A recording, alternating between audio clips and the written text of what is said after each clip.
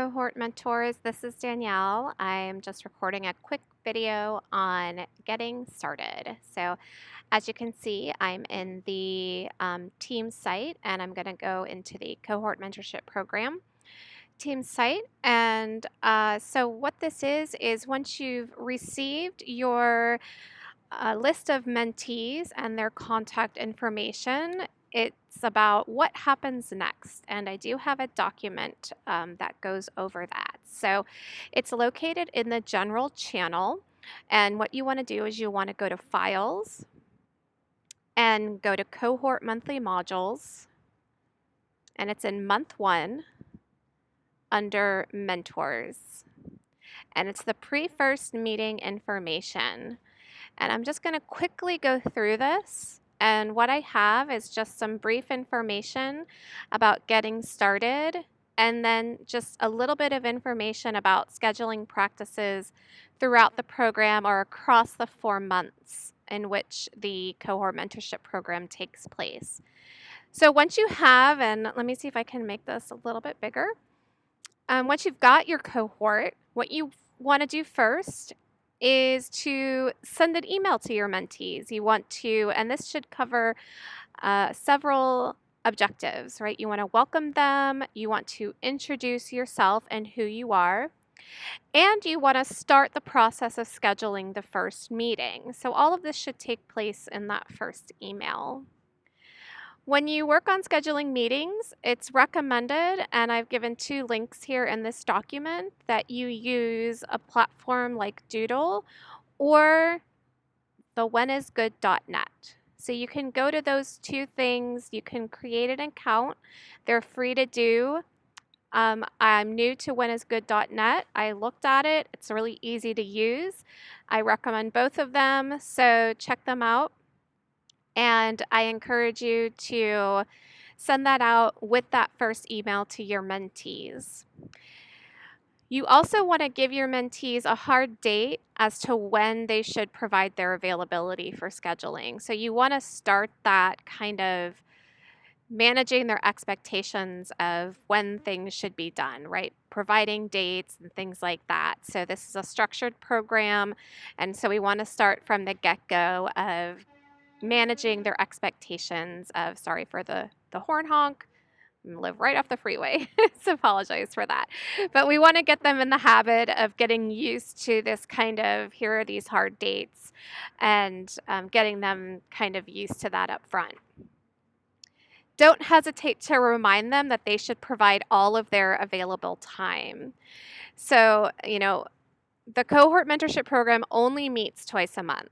For some people, it might sound like a lot, but it's really not that much. So when this was initially being created in conjunction with Dr. Sealand and Dean Ganter, we figured, well, 4 meetings is not really necessarily going to provide a whole lot of substance. 8 meetings can potentially provide something substantial for students who participate in this program. So that's why there's 2 meetings a month versus 1 meeting a month. So flexibility in scheduling is greatly appreciated, and a lot of the applicants for this program have provided substantial flexibility in their schedules. If you find, as you're scheduling and working with your mentees to schedule meetings, if you find that any of them are slow to fill out whatever poll you send them to give them give you their availability, follow up with them first. And if they still remain silent, definitely reach out to your cohort point of contact, right? So that's myself or JR, as soon as possible, and we will contact that mentee and try to figure out what's going on.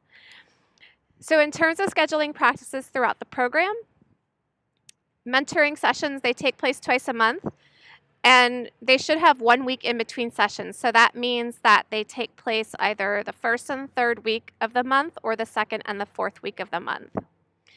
You really want to communicate this with your mentees in order to manage their expectations. And then lastly, if you find that this type of scheduling is not possible with your group of mentees, just contact whoever is your POC, me or myself or JR.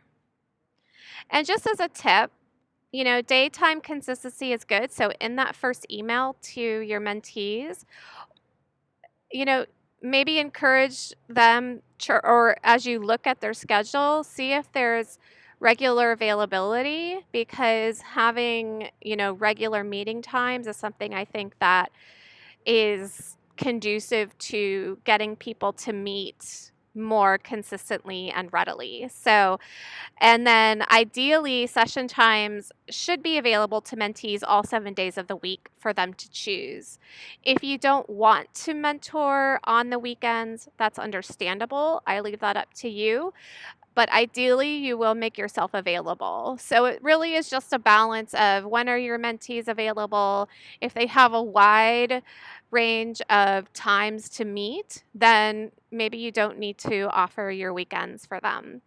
If they have less availability and maybe they're only available on the weekends or something like that, then maybe a weekend, or maybe you prefer to mentor on the weekends. So it's really going to come down to what you and your mentees prefer. So that is everything I have in terms of getting started. Once you have your mentees and their contact information, this is a document here to help you in this first week, and really probably in the first 2 weeks of getting started. And you want to be doing this as soon as possible because it is a 4-month program. So February is the first month of the Cohort Mentorship program.